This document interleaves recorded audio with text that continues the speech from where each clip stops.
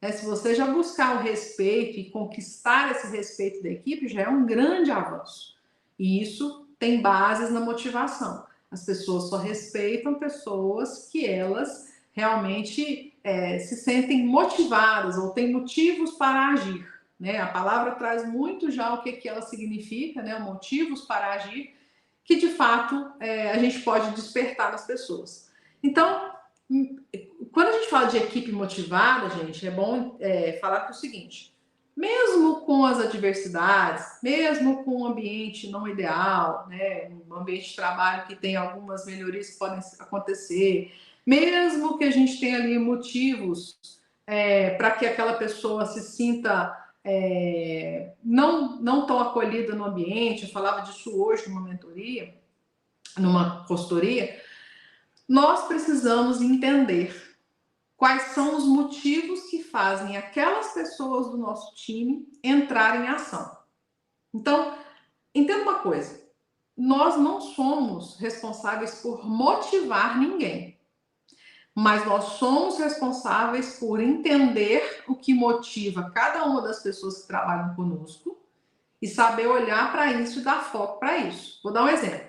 Então, há 3 anos atrás, o meu motivo de gravar o primeiro vídeo para colocar aqui no YouTube, aparecer aqui na internet, era ter um trabalho que me permitisse mais flexibilidade para eu cuidar da minha filha, que foi diagnosticada com transtorno de espectro autista. Eu entendi que eu precisava de mais tempo e olhar para ela e ter mais flexibilidade de horário, né? E eu fui começar isso para que eu pudesse ter essa possibilidade de fazer um trabalho mais flexível. Ou seja, eu não vou trabalhar de 8 às 18, mas eu estou aqui trabalhando, né? 9 horas da noite a gente está conversando, batendo um papo sobre o trabalho, e tá tudo bem. Eu escolhi fazer isso e eu gosto de fazer isso. Esse era o primeiro motivo e talvez o mais importante naquele momento. Hoje já é diferente. Primeiro, que eu não desisti por causa desse motivo, né? Que é um motivo muito forte. Só que depois disso eu arrumei outros motivos, gente. Esse aqui foi o melhor da história. Eu arrumei mais pelo menos 5.000 motivos, mais de 5.000 hoje, e que todos os dias confiam que eu estou aqui trazendo conteúdo, informações, ajudando a gerenciar com mais confiança dentro da fábrica. Então, quando a gente tem um direcionamento, tem um motivo, a gente age. Por mais desconfortável que seja, a gente vai lá e age. Então, quando a gente olha para a nossa equipe, entender quais motivos elas têm para agir, né? E aí cada pessoa tem o seu, mas geralmente a equipe acaba tendo alguns motivos em comum, nós passamos a ser muito mais efetivos em despertar neles os motivos para ação, dar foco, dar luz aqui àqueles motivos para ação, né? Então, acessar os motivos que cada uma das pessoas tem, ou que o time tem como um todo, vai te ajudar a despertar, a enaltecer aí os motivos para ação. E aí você vai ter uma equipe mais motivada, mais envolvida com você, justamente porque vocês têm um objetivo em comum. Então, isso é que é muito importante. Eu tive uma analista que a primeira vez que eu ofereci para ela uma vaga de gestão, ela me negou a vaga. Ou seja, ela simplesmente não queria assumir a gestão. E uma pessoa com competência, né, já tinha demonstrado posicionamentos e comportamentos que são esperados de um líder, só que ali existiam algumas crenças, né, que não ajudavam nessa decisão. Ela acreditava que ela tinha medo do julgamento, tinha medo do fracasso. E aí eu via que aquilo era uma crença, porque nitidamente ela tinha todas as competências para assumir a gestão. Eu fui conversando com ela, tentando entender de onde vinha, né, esse medo, essas crenças. Só que trabalhar no medo não ia ser efetivo, porque estava assim, muito bem enraizado mesmo. Só que eu descobri outra coisa. Eu descobri que o maior motivador dela estar ali, o maior motivador dela buscar melhorar no trabalho, era o filho. Que ela era mãe solo, e então o filho era o maior motivador para que ela pudesse buscar melhorias, ganhar mais, ter mais flexibilidade de horário e tudo mais. Quando, conversando com ela, eu entendi isso, eu comecei a mostrar, mas, poxa vida, você vai deixar de trazer melhorias para sua família, né, para o seu filho, porque você está com medo de fracassar, medo de não dar certo? Você tem apoio, você tem pessoas que vão te ajudar, você tem conhecimento, você tem potencial. Então, assim, não deixe que essas suas crenças te limitem.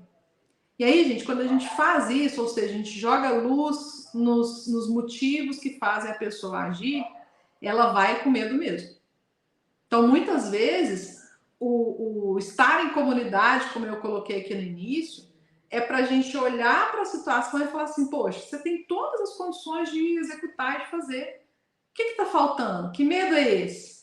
Poxa, não, eu estou com medo disso, daquilo. Tá bom, em vez de pensar no medo, vamos pensar no motivo que você tem que, para conseguir ele, você vai ter que agir. E aí fica mais fácil a gente superar isso. Eu falo isso, gente, porque eu vejo pessoas que às vezes negam, né, ir para um cargo acima, seja supervisor, ir para gerente, gerente de área para ir para gerência geral de operações, por causa desses medos. Só que aí, quando não tem clareza de quais motivos tem para a ação, deixa o medo levar, ser maior que isso. Então, quando a gente mostrou, quando eu mostrei isso, acabou tendo muito mais facilidade dela se motivar, né? Ou seja, ela demonstrar aquilo que era muito mais forte, que era o motivo para ela agir. Aí você pode falar assim para mim, Aline, mas como que eu vou ajudar as pessoas se eu mesmo não consigo me motivar, liderar, sou muito jovem, tenho menos experiência, como que eu vou fazer, ter sabedoria para fazer isso? Olha, gente, essa questão de ser jovem, de estar na indústria, de não ter experiência, de estar começando, ou de que, não, eu já estou mais tempo na indústria, mas eu ainda assim sou mais jovem do que as pessoas que estão ali, é relativo. Eu entrei com 26 anos numa indústria, como primeiro trabalho, e tinham pessoas lá que eu liderava que tinham 26 anos de empresa. Nem por isso, né, eu deixei passar, ou seja, sabendo disso, eu não pedi para ir embora. Né? Eu sei que aquele momento foi um momento difícil, eu entendo você que está passando por essa situação e se sente não preparado. Só que tem um detalhe: no começo a gente sente medo, só que isso não é uma questão de tempo. Não adianta você querer achar que o tempo vai passar e pronto, acabou.